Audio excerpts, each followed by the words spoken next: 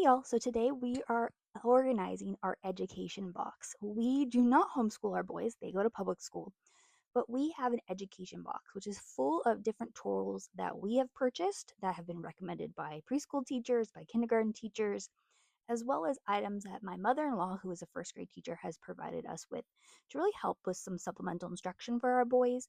With my oldest, he is left handed, the rest of us are right handed. So we have quite a few books about how to correctly write your letters and your numbers as a left handed person, since we don't know how to teach him that properly. As well as there's tons of books in here to help with different matching games, math. We have flashcards, we have different activities just to be able to keep them engaged. Really, on the summertime, we try to make sure that they are getting some education. It's not just spending those 2.5 months, not thinking about school things. And then also with my oldest being a left handed, we really had to work on his grip strength. So, in between kindergarten and first grade, we spent a lot of time doing things that would help, his grip strength with his hand, as his teacher noticed it was a little weaker.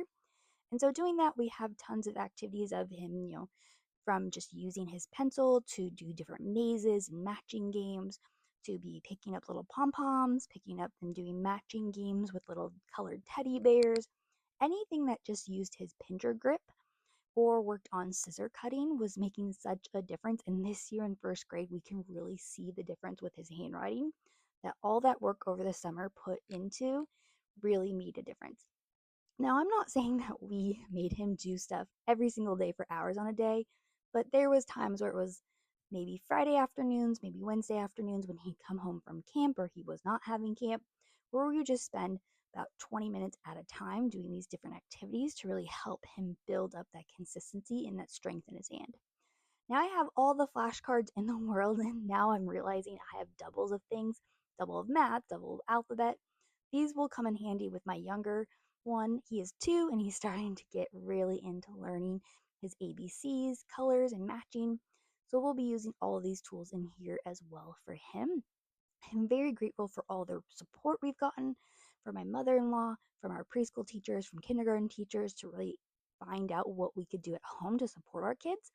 And I can tell you that our youngest is definitely going to be ready for kindergarten because we have learned so much that we'll be able to help him as well. Alrighty, y'all, I hope you have a great day.